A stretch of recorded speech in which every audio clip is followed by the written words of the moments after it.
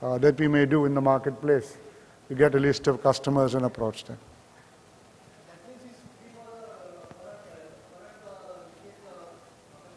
No, it's not. He has to pay for this HD box. The current box he got is free. He has to return that box back and pay for the new box. Tony, a couple of clarifications. Can you just tell me at what rate is your subscriber base growing? And B, can you just repeat the name of the 5 new channels you're planning to bring in?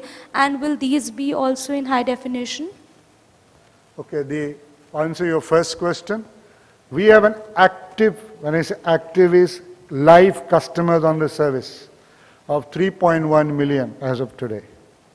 The way we compute our subscribers is sometimes different, or is different from what many other people do. People talk about having a subscriber base of X, Y, or Z. Or they just said we have so many customers. Very few people mention active subscribers. When you talk in terms of customers, what you're really talking about, what stock is lying in the pipeline with dealers, distributors, what have you in the trade, including churn.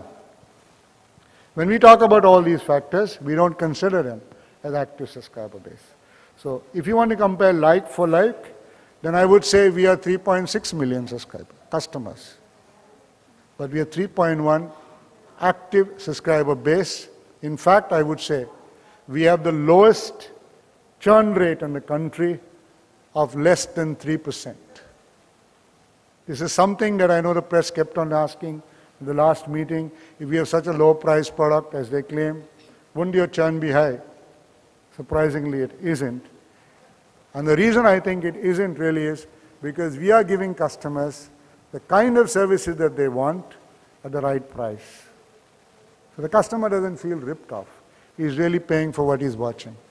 That's the difference. And the 5 new channels that the 5 new channels that we've given all our customers free, they are not HD channels. One is Fox International, Fox Crime, Baby TV, Warner Brothers, and Real TV.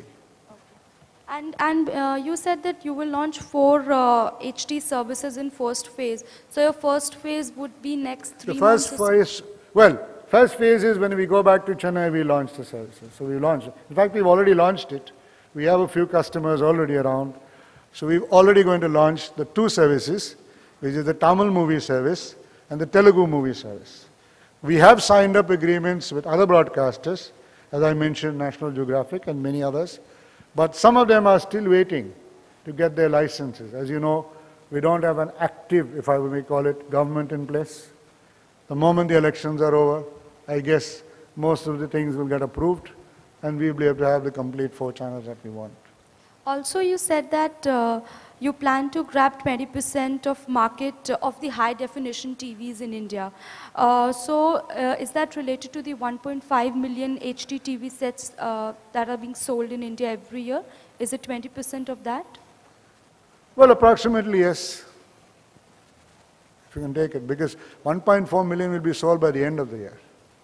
So every month, the numbers keep on growing. So if we want to take it in totality, yes, by the end of the year, that's where we plan to be. We've already organized for our set-top boxes. We're using one of the best technology partners, which is Samsung, to provide us the HD boxes. They're state-of-the-art boxes, so they should be available to us very soon. Thank you. Tony, small clarification and then a question. Clarification, the content of the HD service has to be shot in HD, that's what you're saying. The content itself has to be in HD to be able to beam it as an HD service. You're right. So initially it will be just these 2-3 channels, right? The rest of it will be normal content. There is basically the SD services, which is the mass product, which is 3.1 million subscribers. They can always migrate to HD. They're most welcome.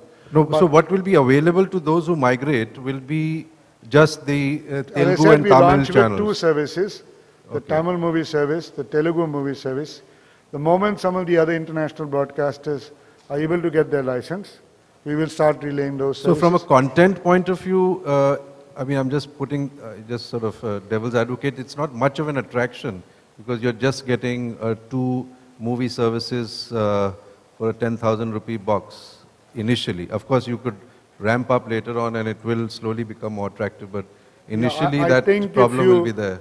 If you calculate the amount of money that an individual or a family spends watching a movie and sitting in the comfort of your home and watching an HD movie, I think it's an experience in itself. So initially it will be a niche service. What's the Well, kind of HD numbers? is a niche service in this country itself. So what would be the numbers you would say look at first year or something? Well, I would look at a number of about 60, 70,000 subscribers. I think it's a great number. Okay. Because it's a new service. It's related to not only the price of the box. I guess the price of the box will keep coming down as volumes increase. I guess the price of TV sets will keep coming down.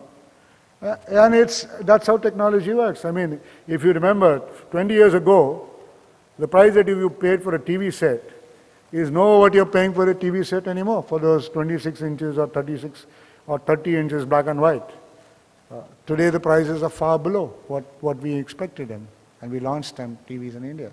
And I also feel that the Commonwealth Games will help in a large way. One of the characteristics of HD is that live programming, especially if I would give you an example, for example, a movie where there's a lot of color, a lot of background, is a world of a difference. If you take, for example, why do I say National Geographic?